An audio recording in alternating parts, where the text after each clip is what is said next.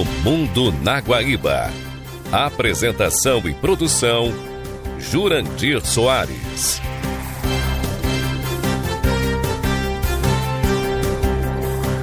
Boa noite. Estamos começando a reapresentação do programa O Mundo na Guaíba. 8 de fevereiro de 2026. Este programa tem o apoio de Cindy Lojas Porto Alegre, Padaria e Confeitaria Roma e Instituto Unimed RS. O futuro do varejo é agora. FBV 2026, de 20 a 22 de maio. Ingressos antecipados em feirabrasileiradovarejo.com.br. Cindy Lojas Porto Alegre. Padaria e Confeitaria Roma, Andrada 797. Do café da manhã ao lanche da noite, passando pelo almoço caseiro e uma variedade de doces e salgados.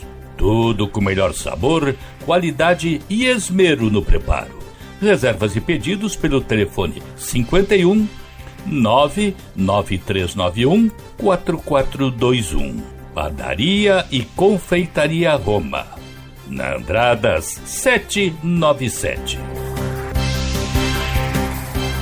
Há 18 anos, o Instituto Unimed RS transforma realidades, promovendo projetos sociais em todo o estado.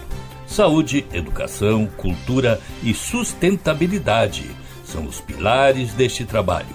E você também pode fazer parte dessa mudança. Destine uma parte do seu imposto de renda e ajude a continuar esta missão.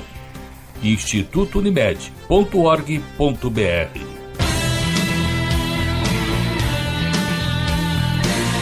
No programa de hoje, vamos falar sobre a alternância de poder no Chile, a virada à direita na América Latina, o surpreendente crescimento da Indonésia, o que mudou na Venezuela neste mês sem Maduro, por que a Prússia não existe mais, e Trump ferra com o Irã e Cuba.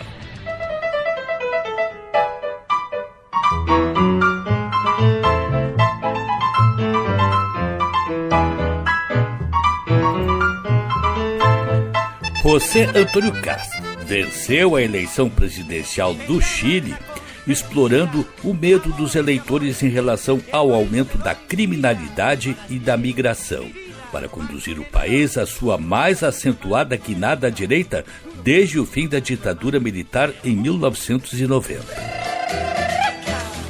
A democracia falou alto e claro, disse Reanete Rara, a candidata derrotada, ao reconhecer a vitória de Castro. Conversei com José Antônio Castro e lhe desejei sucesso para o bem do Chile. Shin Suzuki, da BBC Brasil, dá os detalhes de como ocorreu a eleição do Chile e qual o futuro que se apresenta para o país. O Chile deu a maior guinada à direita depois de 35 anos do retorno da democracia ao país. Vamos a restablecer a lei, vamos a restablecer o respeto à lei em todas as regiões, sem exceções, sem privilégios. O ultradireitista José Antônio Cast será o novo presidente chileno depois de conseguir derrotar com folga a comunista Janete Jara, que no primeiro turno foi a mais votada. A vitória contundente veio com o apoio dos outros candidatos de direita que foram derrotados no primeiro turno, como o libertário Johannes Kaiser e Evelyn Matei, da direita tradicional chilena. Mas quem é Cast? E quais são as semelhanças dele com outros líderes da direita, como Jair Bolsonaro, Trump, Milei e Bukele? Casado e pai de 9 filhos, Cast tem 59 anos e é advogado de formação. É descendente de alemães que se mudaram para o Chile depois da Segunda Guerra Mundial. Aliás, a participação do pai de Kast na guerra é motivo de controvérsia. De acordo com as investigações, Mijael Kast se filiou ao partido nazista antes de completar 18 anos. O político chileno diz que o pai foi forçado a se alistar no exército alemão. Não há provas de que Mijael tenha participação nas atrocidades nazistas. Bom, a carreira política de José Antônio Kast começou nos anos 1990, primeiro como vereador e depois como deputado no Congresso chileno durante 16 anos. Em 2017, ele se candidatou às eleições presidenciais, mas só conseguiu 8% dos votos. Em 2021, teve um desempenho melhor e foi derrotado apenas no segundo turno pelo atual presidente Gabriel Boric. Nessa terceira tentativa, Kast conseguiu vencer em todas as 16 regiões do país. Algo a tener en cuenta en esta elección es que más de 5 millones de chilenos que solían abstenerse por primera vez en esta ocasión estaban obligados a votar. Y este voto obligatorio justificó en parte que Kast lograra un récord de más de 7 millones de apoyos, convirtiéndose en el presidente más votado de la historia. Pero a pesar de su amplia victoria, Kast no tendrá mayoría absoluta en el Congreso y por lo tanto tendrá que construir acuerdos para cumplir con algunas de sus promesas, que incluyen medidas centradas en temas de migración, seguridad pública y un drástico ajuste fiscal. A partir de ahora comienza una nueva etapa en la historia de un país que por primera vez en décadas vivirá la experiencia de um governo ultraderechista. A chegada de Kast ao poder representa a maior guinada à direita no Chile desde o fim do regime de Augusto Pinochet em 1990. Kast tradicionalmente defende o período da ditadura no Chile, quando ocorreram violações graves de direitos humanos, como torturas, assassinatos e o desaparecimento de milhares de pessoas. A direita que Kast representa costuma receber os rótulos de ultra ou extrema, embora ele próprio tenha rejeitado o uso desses termos em várias situações. Mas como as propostas dele se encaixam no conservadorismo tradicional do Chile? Para Cláudia Reis, professora de ciência política na Universidade do Chile, Kast vem de um núcleo ainda mais à direita no cenário político chileno. Até mais do que o último presidente conservador, Sebastián Piñera, que morreu no ano passado. O presidente eleito dizia, por exemplo, que as ideias de direita de Piñera já estavam muito diluídas. Kast é ligado ao movimento católico Schoenstatt. Afinado com um pensamento mais tradicionalista, o político já atacou publicamente o casamento homoafetivo e o direito ao aborto. Mas nessa última campanha, ele evitou entrar em temas do tipo. O analista político chileno Guillermo Houseman, que define Kast como um conservador, nacionalista e populista, acredita que o presidente eleito não vai apostar em uma agenda muito radical. Durante a campanha, Kast quis reforçar a mensagem em outros temas, e análises apontam que essa estratégia foi chave para a vitória. Temos que ter muita firmeza contra a delinquência, o crime organizado, a impunidade e o descontrole. Mas também temos que ter muita grandeza para reconstruir a convivência, o respeito e a confiança de nossos compatriotas. Segundo pesquisas, a insegurança é a maior preocupação dos chilenos, embora o país tenha taxas de violência e homicídios inferiores a outros países da América Latina. O próximo presidente chileno tem muitas afinidades com outros líderes da direita nas Américas. É o caso de Donald Trump nos Estados Unidos, Javier Milei na Argentina ou Nayib Bukele em El Salvador. Kast deu também diversas demonstrações de apoio a Jair Bolsonaro. Nas últimas eleições presidenciais brasileiras, em 2022, Kast publicou um vídeo na Rede X elogiando o primeiro mandato de Bolsonaro e atacando Lula. Também defendeu nas redes sociais, em 2018, a escolha de Sérgio Moro como ministro da Justiça no governo Bolsonaro. Moro foi juiz do caso que levou Lula à prisão. Mas Kast tem investido em elogiar o modelo de mão de ferro de Bukele em El Salvador. O chileno visitou a megaprisão na América Central, que tem sido alvo de denúncias de abusos. E a proximidade com Milei aparece na promessa de um forte ajuste fiscal. Ele se comprometeu a cortar gastos de 6 bilhões de dólares em 18 meses, na linha da redução do Estado que vem sendo pregada na Argentina. Milei, aliás, logo parabenizou Kast pela vitória e disse que ela representa o triunfo da, abre aspas, ideias de liberdade nas Américas. Com relação a Trump, o chileno tem um discurso parecido em relação à imigração ilegal, inclusive em montar barreiras para evitar a entrada ilegal de estrangeiros ou a pressão para que pessoas em situação ilegal no país se autodeportem. En la celebración del triunfo de Kast este domingo, uno de los adherentes llevaba una gorra que decía «Hagamos a Chile grande de nuevo», una consigna inspirada en el eslogan del presidente de Estados Unidos, Donald Trump. Y es que la idea del hombre fuerte que gobierna un país y restablece el orden ha estado ganando terreno en varios países y Chile no es la excepción.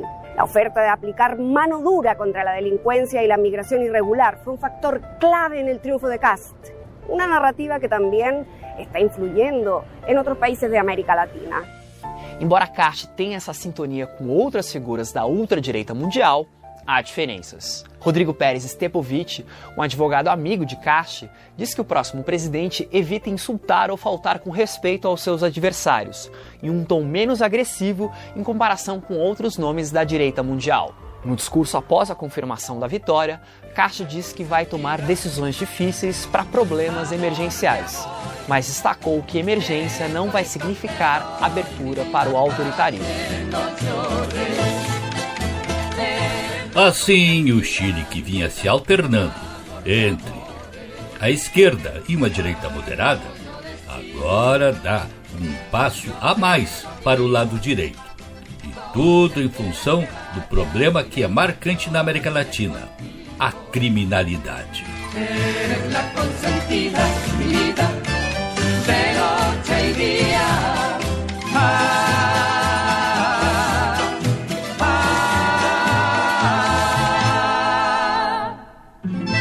A seguir...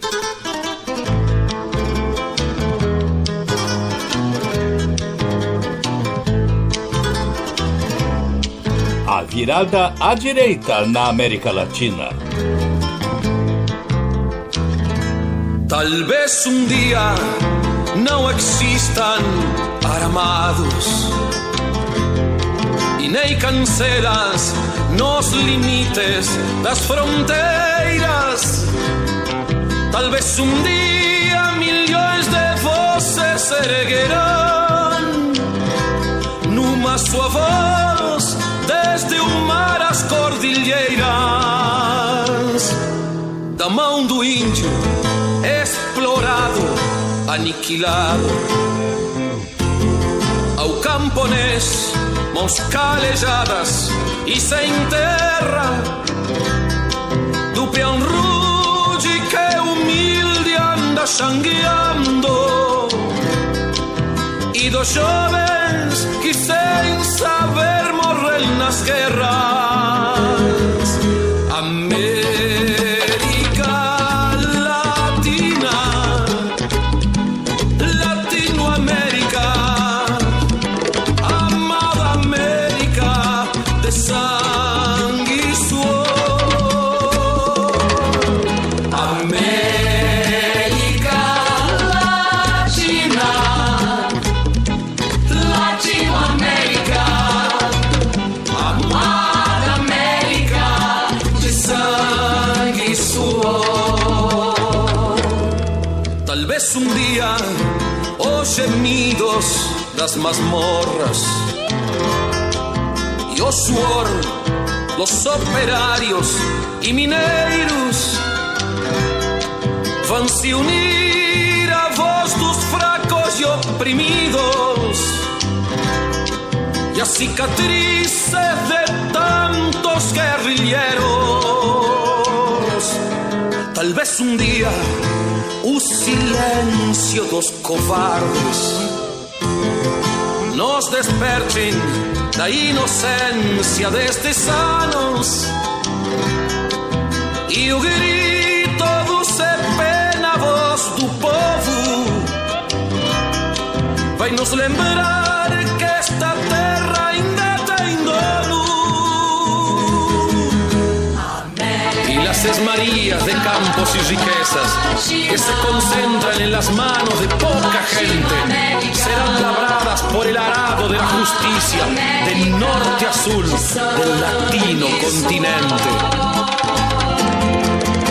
América Latina, Latinoamérica, amada América de sangue y suor. América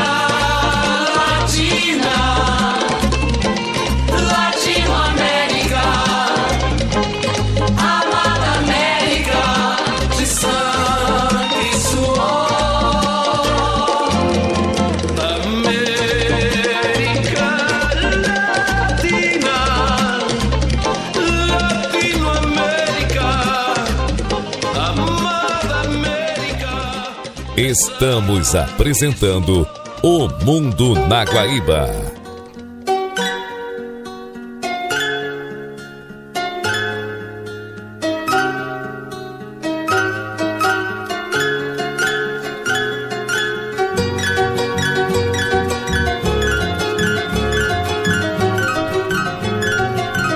A eleição de Laura Fernandes na Costa Rica, com 48,7% dos votos, consolida a tendência que se estabeleceu na América Latina nos últimos tempos.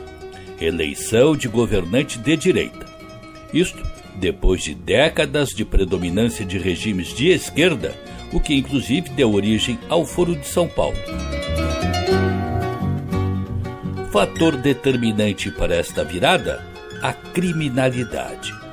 Poder-se-ia acrescentar outros fatores que são comuns na América Latina, como corrupção, perda de poder aquisitivo da população, saúde, educação, mas a questão relacionada ao crime tem preponderado.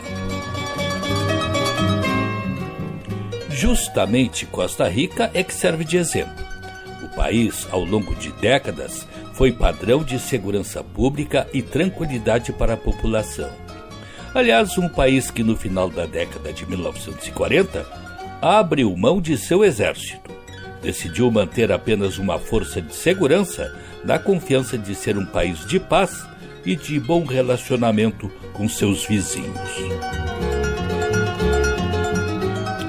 Pois esta tranquilidade começou a mudar nos últimos anos com o aumento substancial da criminalidade. Um fato atribuído à mudança na rota do narcotráfico. Por sua posição estratégica na América Central, com saída para o Atlântico e para o Pacífico, os traficantes resolveram escolher o país como um entreposto para a droga levada para Estados Unidos, Europa e até mesmo para a Ásia.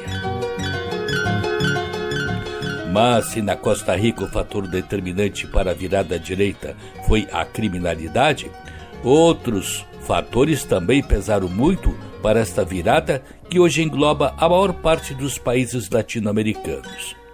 A começar pela Argentina de Javier Milei, onde o kirchnerismo mergulhou o país numa crise profunda, com corrupção e inflação desenfreadas. É claro que muita gente sente saudades dos programas sociais que as mantiveram. Porém, a prática mostra que não se sustenta programa social às custas do afundamento das finanças do país.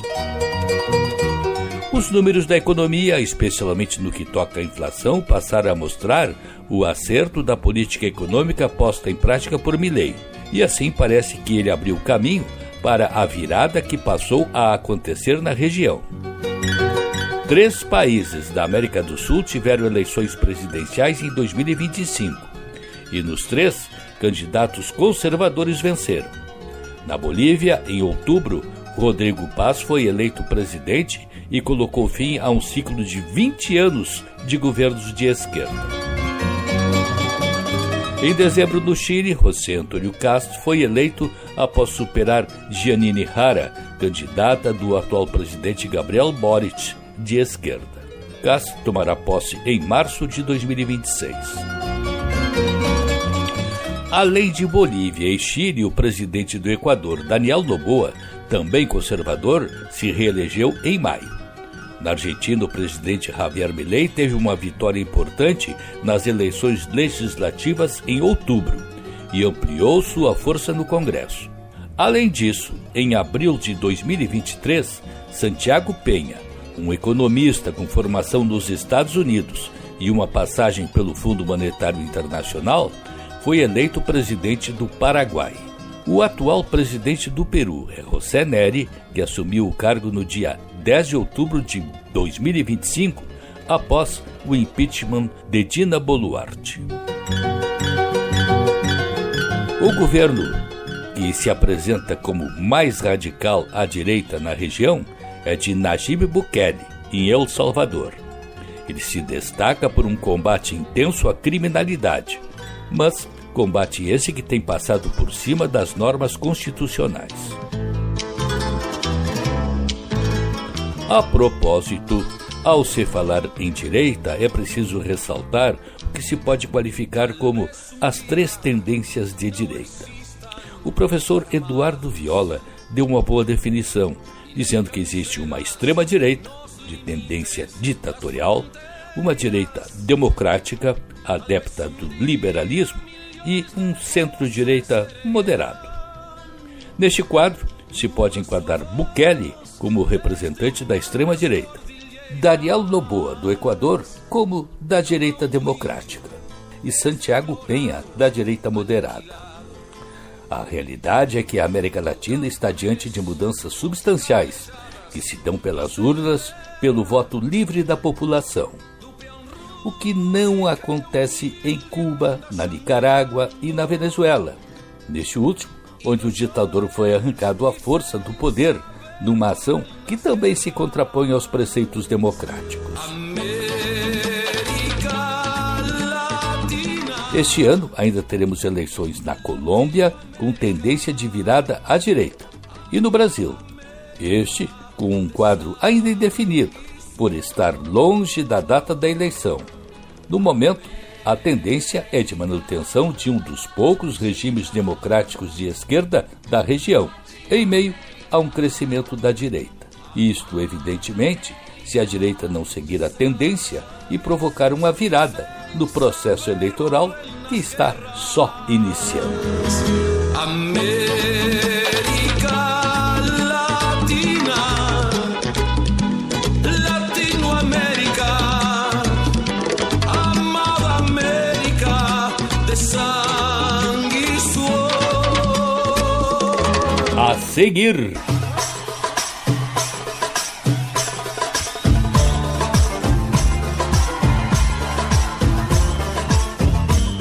surpreendente crescimento da Indonésia. Estamos apresentando O Mundo na Guaíba.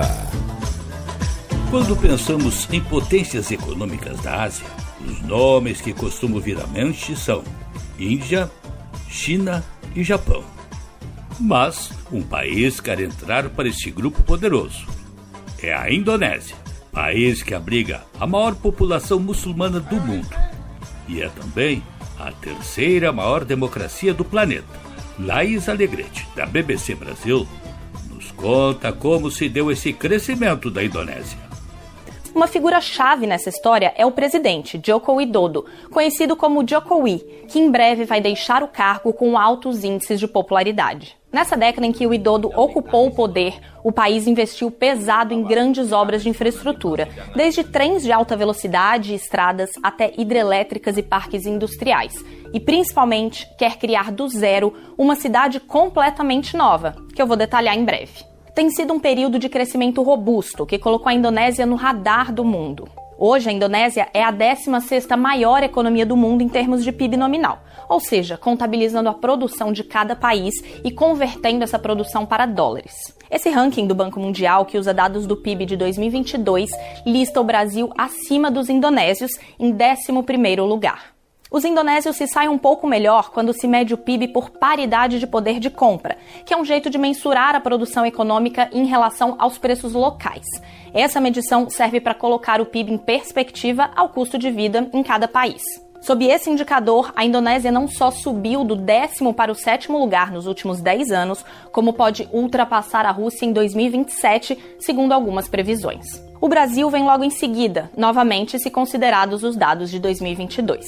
E os planos futuros da Indonésia são ainda mais ambiciosos. O Widodo prometeu transformar a Indonésia em um dos 5 países do mundo com maior renda per capita até 2045, ano do centenário da independência do país em relação à Holanda. 2045, pada 1 abad Indonesia merdeka, Indonesia telah menjadi negara maju. Será que isso é factível? Ainda levaremos alguns anos para descobrir, mas vale ter em mente que esse país conhecido por praias paradisíacas também abriga as maiores reservas de níquel do mundo. E esse é um componente cada vez mais cobiçado, porque serve para produzir baterias de veículos elétricos. A Indonésia costumava exportar níquel bruto, algo que foi banido por Widodo em 2019, com o objetivo de forçar empresas estrangeiras a abrir fábricas na Indonésia para processar o níquel dentro do país e gerar empregos localmente. Desde então, foram criadas no país 44 fábricas de processamento de níquel. O governo Widodo também baniu a exportação de bauxita, que é um minério de alumínio, e pretende estender esse veto também ao cobre. O argumento é o mesmo: industrializar seus recursos naturais domesticamente. Mas a Indonésia ainda depende fortemente do investimento chinês para processar esses minérios. Aliás, muitas das obras de infraestrutura que eu mencionei mais cedo foram feitas dentro da iniciativa chinesa conhecida como Cinturão e Rota, que consiste, de modo bem resumido, no seguinte: a China investe pesado na infraestrutura de diferentes países e, em troca, amplia sua área de influência econômica e geopolítica. Só que a economia da China já não tem crescido no mesmo ritmo de anos atrás, o que deve impactar sua capacidade de investir no exterior e coloca em dúvida o futuro dessa estratégia indonésia de apostar em grandes obras. Outro ponto é que muitas dessas grandes obras são bastante questionáveis do ponto de vista ambiental.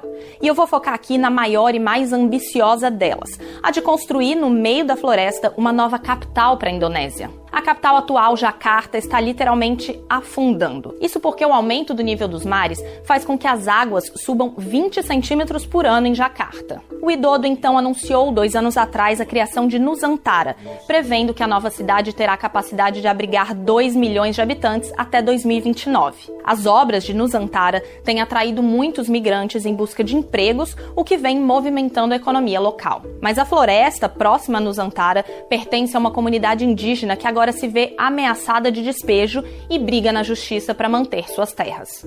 O risco ambiental também é grande para a fauna local, que inclui os orangotangos ameaçados de extinção.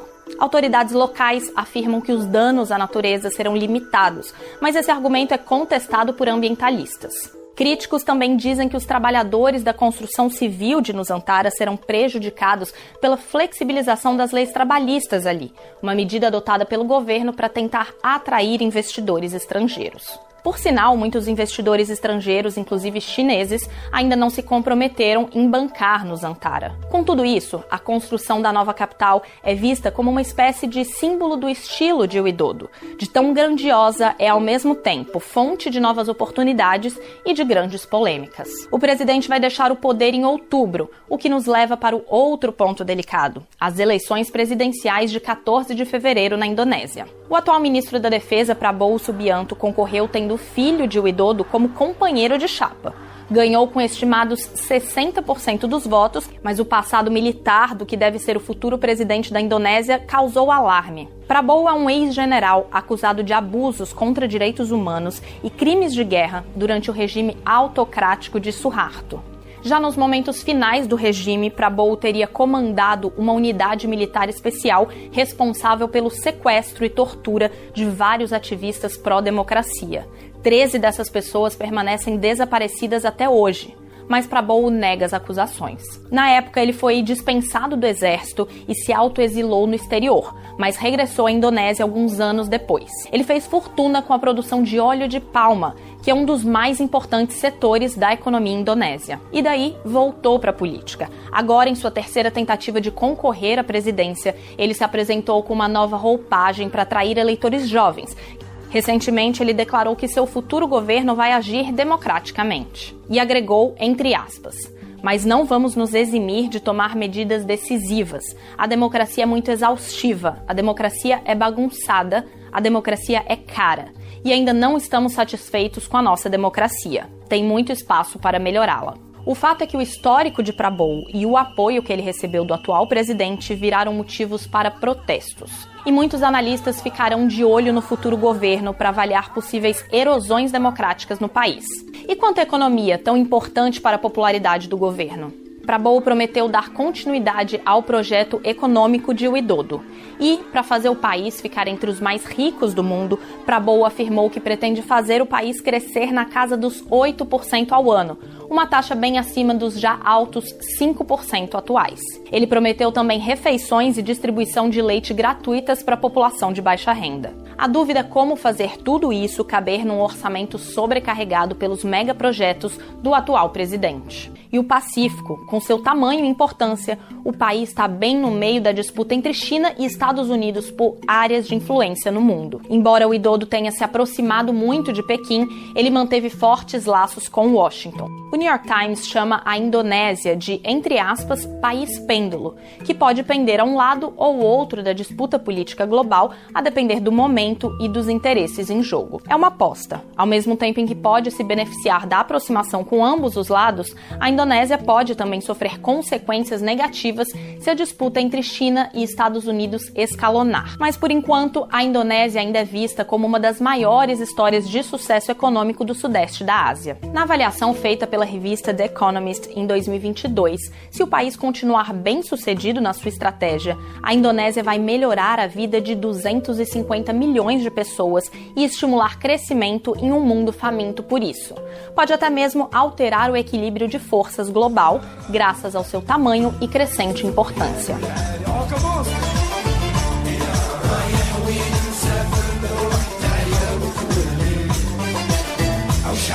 A propósito, o PIB da Indonésia demonstra crescimento robusto, sustentado pelo consumo privado e industrialização dos recursos como o níquel, com a projeção de expansão em torno de 5 a 5,4% entre 2025 e 2026.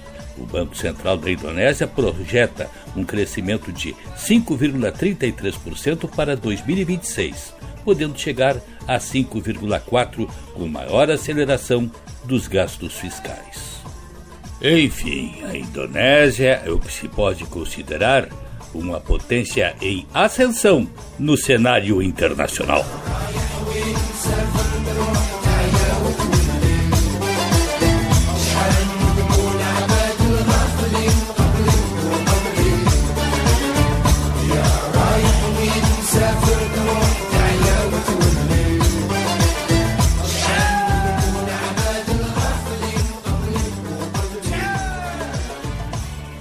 A seguir,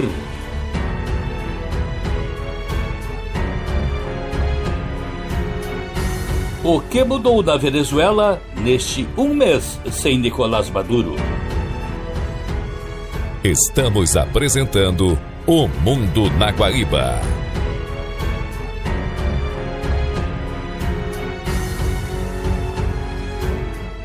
A última terça-feira, dia 3, assinalou um mês da queda de Nicolás Maduro na Venezuela, mais especificamente de sua captura pelas forças dos Estados Unidos, país para onde foi levado o ditador.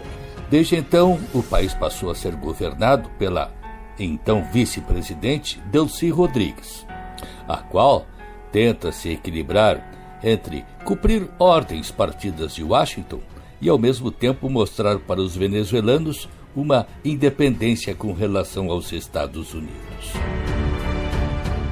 Nicole Diniz, do blog Metrópolis, dá um panorama do que se transformou a Venezuela neste período de um mês. Um mês da operação militar em Caracas, que terminou com a captura de Nicolás Maduro pelos Estados Unidos. Desde então, a Venezuela passou por mudanças rápidas, com uma aproximação inédita dos interesses norte-americanos. As transformações começaram após ameaças diretas do presidente dos Estados Unidos, Donald Trump, que prometeu comandar a Venezuela até um período de transição política. Trump também afirmou que as novas autoridades pagariam um preço alto caso não colaborassem com Washington. No fim de janeiro, a diplomata Laura Dogo desembarcou em Caracas com a missão de reabrir a embaixada norte-americana, fechada há cerca de 7 anos. A reabertura ocorreu dias depois de o governo venezuelano anunciar a retomada das relações diplomáticas com os Estados Unidos. À época, a chancelaria afirmou que o objetivo era definir uma agenda de interesses mútuos, incluindo a reabertura da embaixada da Venezuela em Washington e uma possível negociação sobre a libertação de Maduro. Na última semana, a presidente interina Delcy Rodrigues anunciou outra medida alinhada às exigências de Washington, uma lei de anistia ampla para os presos políticos. Segundo a chefe do executivo, o perdão deve abranger o período de violência política entre 1999 e 2026. Antes mesmo da queda de Maduro, o governo venezuelano já havia libertado presos políticos, uma demanda antiga dos Estados Unidos. Na área econômica, a mudança mais significativa foi no setor petrolífero, o pilar da economia do país. Antes da queda de Maduro, Caracas e Washington fecharam um acordo para o envio de 50 bilhões de barris de petróleo venezuelano aos Estados Unidos. Os Estados Unidos ficariam responsáveis pela venda do combustível e pelo repasse de parte do lucro à Venezuela. Segundo Delcy Rodrigues, o acordo já rendeu 300 milhões de dólares para o país. Além disso, a Assembleia Nacional aprovou em 29 de janeiro mudanças na Lei de Hidrocarbonetos de 2006. A nova regra abre o setor a empresas estrangeiras, que poderão atuar de forma independente. No mesmo dia, Donald Trump confirmou que petrolíferas norte-americanas iniciariam a exploração na Venezuela, o país com as maiores reservas de petróleo do mundo. Enquanto isso, o futuro de Nicolás Maduro e da sua esposa Cília Flores segue indefinido. Os dois estão detidos no Centro de Detenção Metropolitano do Brooklyn, em Nova York, onde aguardam um julgamento por crimes ligados ao tráfico de drogas. Nos últimos 26 anos, a Venezuela tem sido governada por um regime autoritário que, a partir da onda de protestos de 2014, endureceu a repressão. Esse trágico pano de fundo explica por que, de acordo com pesquisa divulgada pela revista The Economist, só 13% dos venezuelanos questionam a ação militar dos Estados Unidos contra o país. E 80% creem que sua situação econômica e social vai melhorar nos próximos 12 meses. Nas palavras de um sociólogo venezuelano exilado na Colômbia, desde que Maduro ordenou sua prisão pela TV em 2017, os venezuelanos estão em modo de sobrevivência. A mesma pesquisa mostrou que 91% dos entrevistados defendem a realização de eleições presidenciais num período máximo de 1 ano. Mas o governo interino ainda não fala sobre isso. O temor ainda é grande na sociedade, frisa o sociólogo, para quem os venezuelanos aprenderam que a prudência é a melhor maneira de proteger suas vidas. Ninguém está nas ruas, nem chavistas, nem antichavistas. Todos sofreram e estão lidando com esse sofrimento em silêncio.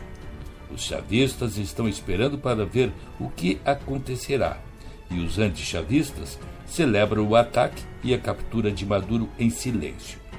Todos esperam mudanças, mas existe um profundo esgotamento emocional dos dois lados, explica o sociólogo. Os opositores estão em estado de choque. Ainda não sabem o que fazer, afirma a jornalista Luz Meli Regis, diretora do site Elétrico Cucujo, que vive atualmente nos Estados Unidos. A libertação de presos políticos nas últimas semanas e a criação da Comissão para a Paz e a Convivência foram iniciativas bem recebidas pela parte da oposição, que dialoga com o regime, mas considera as mudanças insuficientes. Segundo a ONG Foro Penal, ainda existem 711 pessoas presas por motivos políticos no país. A opositora mais radical, Maria Corina Machado, exige mudanças mais profundas.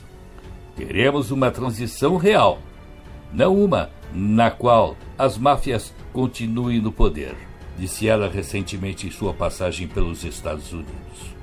O fato é que não há clareza em curto e até mesmo em médio prazo sobre o que pode ocorrer nesta Venezuela sem Nicolás Maduro.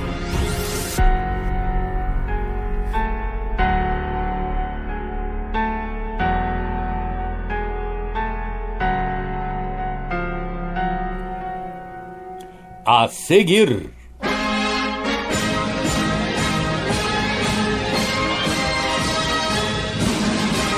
por que a Prússia não existe mais? Estamos apresentando O Mundo na Guaíba.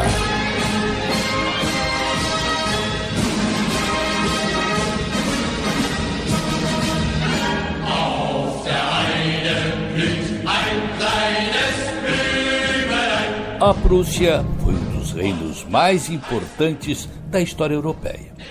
Ela se tornou sinônimo de disciplina militar e eficiência administrativa.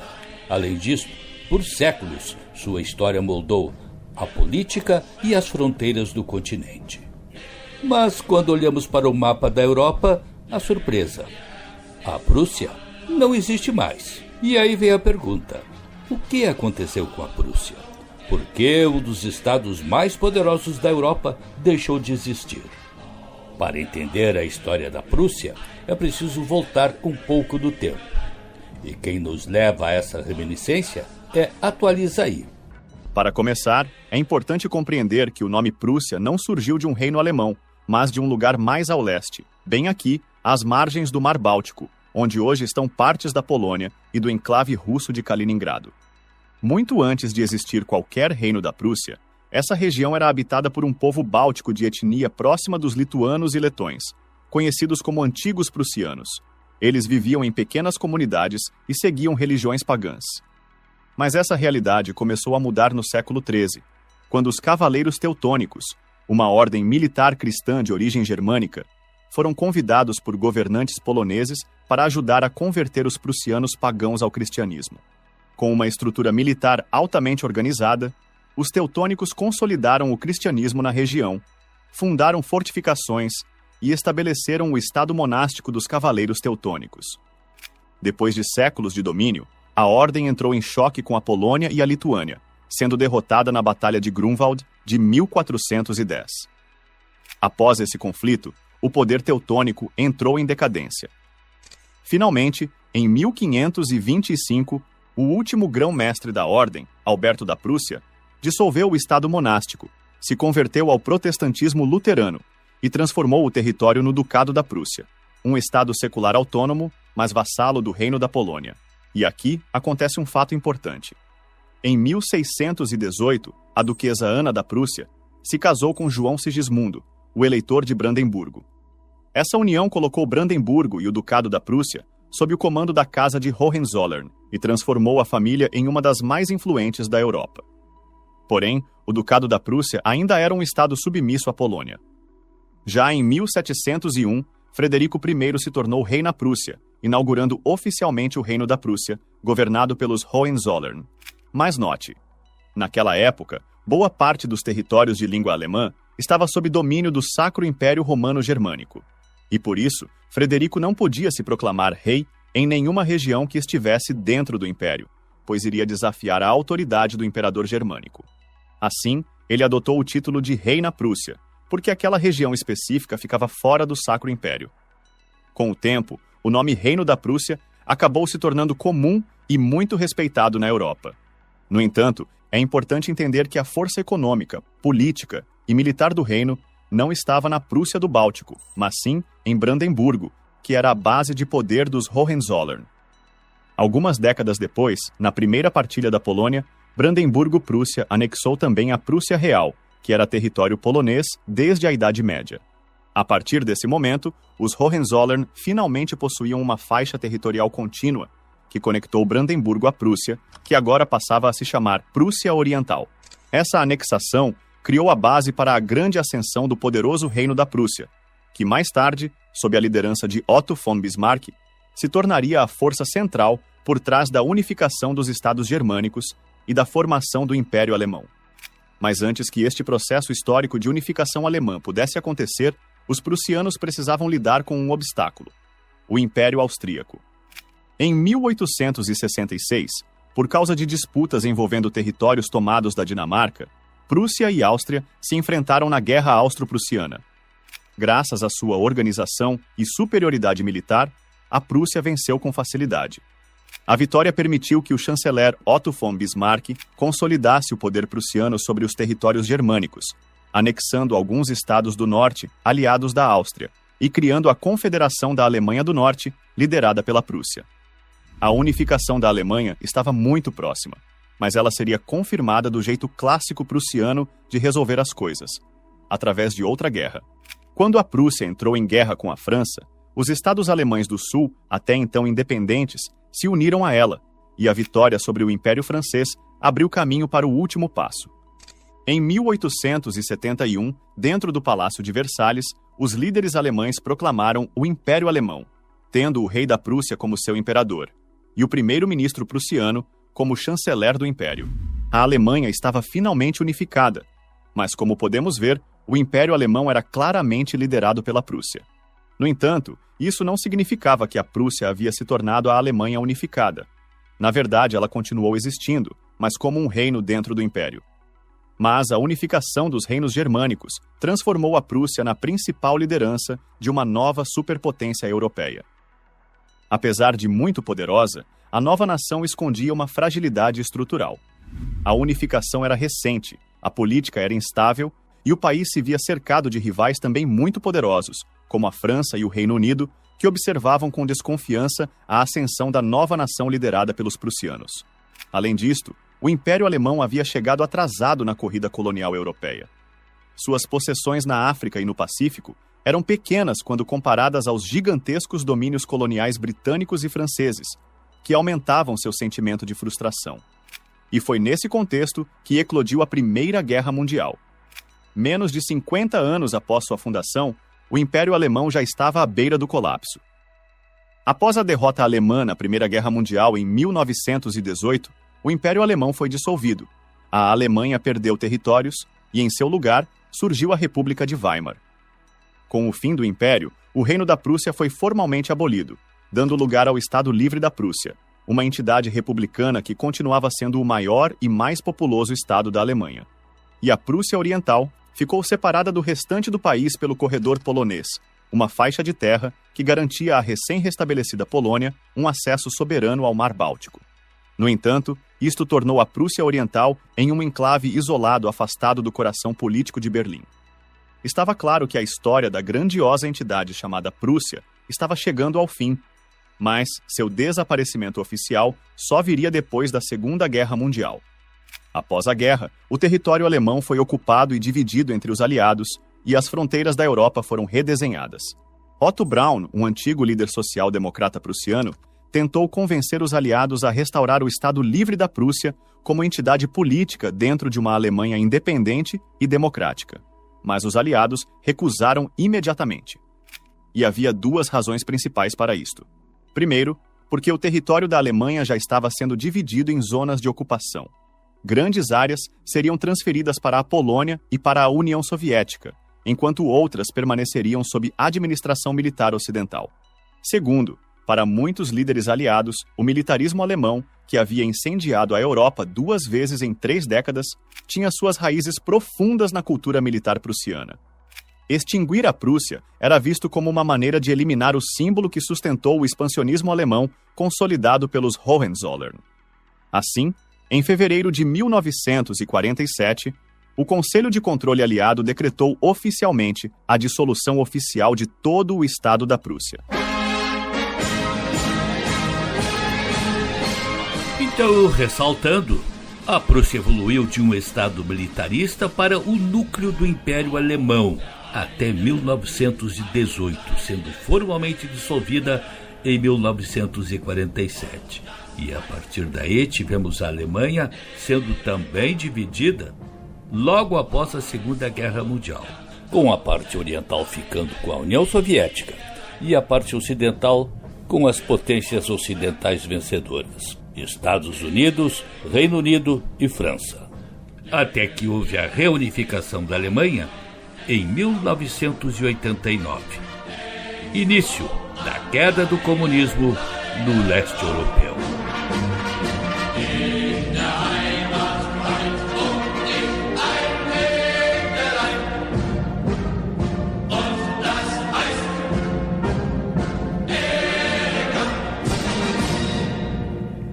A seguir,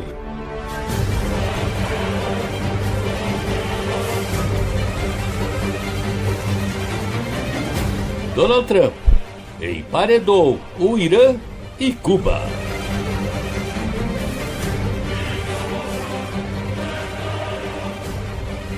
Estamos apresentando O Mundo na Guaíba.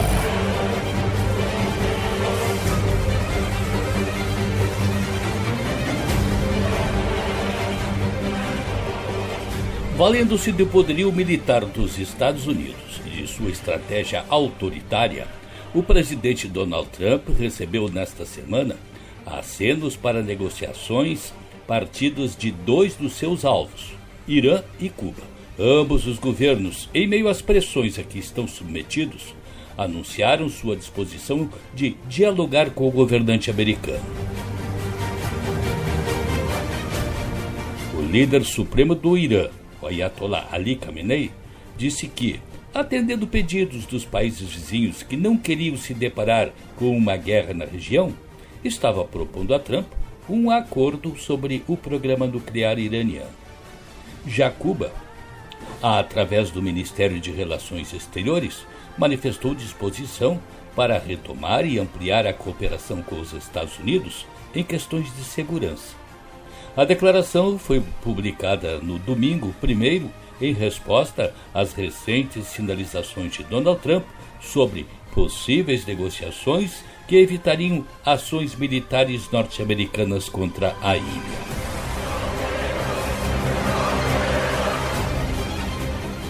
O que transparece é que os governos dos dois países sentiram que só tinham a perder com um enfrentamento militar com os Estados Unidos. O Irã já sentiu isto em junho de 2025, quando a aviação americana bombardeou suas instalações nucleares. Aliás, essas instalações foram completamente destruídas, o que, por certo, inviabiliza o Irã de levar adiante agora o seu programa nuclear. Um programa que sempre foi dito por Teherã ser para fins pacíficos, atividades medicinais, mas que os Estados Unidos sempre acreditaram ser para a produção da bomba atômica. Quem interveio como mediador neste confronto, Irã-Estados Unidos, foi o presidente da Turquia, Recep Tayyip Erdogan, que acertou uma reunião em Istambul para esta sexta-feira que passou, dia 6, entre representantes dos países litigantes. A Casa Branca, inclusive, designou para representá-la o seu negociador para o Oriente Médio, Steve Witkoff, enquanto que o chanceler do país persa, Abbas Arenghi, foi designado representante do Irã.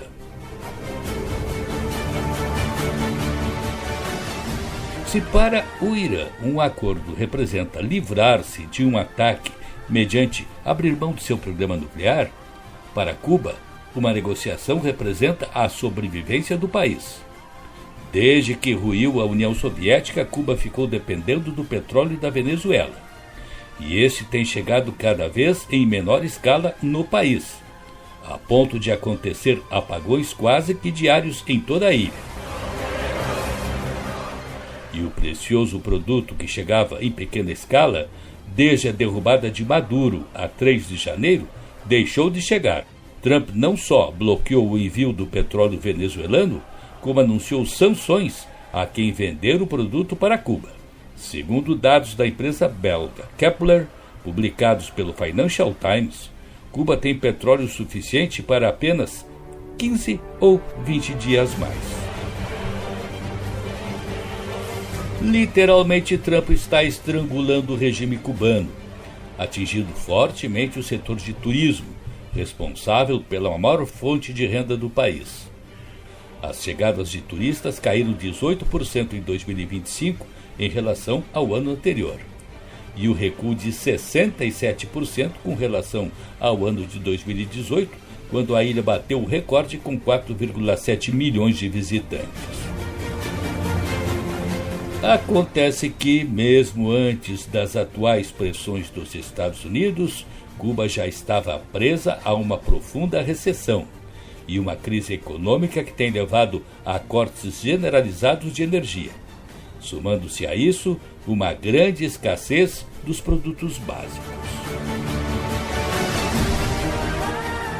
Curiosamente, quem controla o setor de turismo em Cuba é o Exército, que, sem fazer uma pesquisa de mercado, construiu vários novos hotéis nos últimos tempos, inclusive um gigantesco e luxuoso de 42 andares e 594 quartos, conhecido como Torre K. Porém, a média de ocupação dos mesmos não passa de 20%. A escassez de dinheiro torna os serviços desses hotéis precários, com a consequente queda na qualidade da comida. Decorrência desta situação, veio o aumento da criminalidade, numa ilha que até pouco era considerada um paraíso em termos de tranquilidade.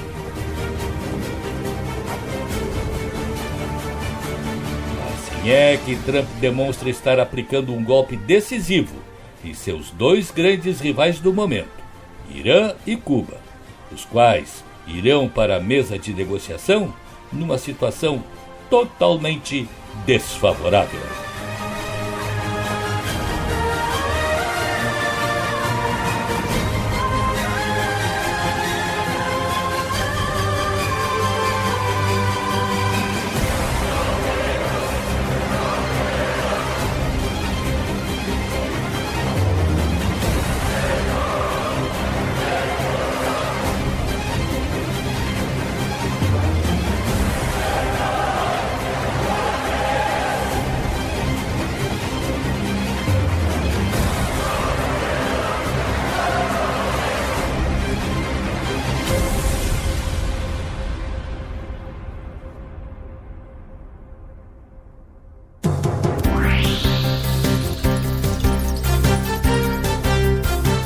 O programa de hoje teve o trabalho na técnica de Cleiton Lopes, mesa de áudio Jefferson Gomes, coordenação de jornalismo Rafael Sequim, direção-geral Claudinei Girotti. E o programa também teve as seguintes participações: da ONU News em Nova York, Mônica Grayle para a Rádio Guaíba. Camila Veras Mota da BBC News Brasil. Silvano Mendes da Rádio França Internacional, especial para a Rádio Guaíba. Hoje no mundo militar. Adriana Moisés, da Rádio França Internacional, em especial para a Rádio Guaíba. Thales, do canal Elementar, fala sobre economia, negócios e empreendedorismo. O Mundo na Guaíba fica disponível no blog jurandirsoares.com.br e no Spotify. Este programa tem o apoio de Cindy Lojas Porto Alegre, Padaria e Confeitaria Roma e Instituto Unimed RS. O futuro do varejo é agora. FBV 2026, de 20 a 22 de maio. Ingressos antecipados em feirabrasileiradovarejo.com.br. Cindy Lojas Porto Alegre. Padaria e Confeitaria Roma, Andrada 797. Do café da manhã ao lanche da noite, passando pelo almoço caseiro e uma variedade de doces e salgados. Tudo com melhor sabor, qualidade e esmero no preparo. Reservas e pedidos pelo telefone 51 99391 4421. Padaria e Confeitaria Roma, na Andradas 797. Há 18 anos, o Instituto Unimed RS transforma realidades, promovendo projetos sociais em todo o estado. Saúde, educação, cultura e sustentabilidade são os pilares deste trabalho. E você também pode fazer parte dessa mudança. Destine uma parte do seu imposto de renda e ajude a continuar esta missão. institutounimed.org.br. Mundo na Guaíba volta no próximo sábado. Um bom fim de semana para todos. Você ouviu O Mundo na Guaíba. Apresentação e produção Jurandir Soares.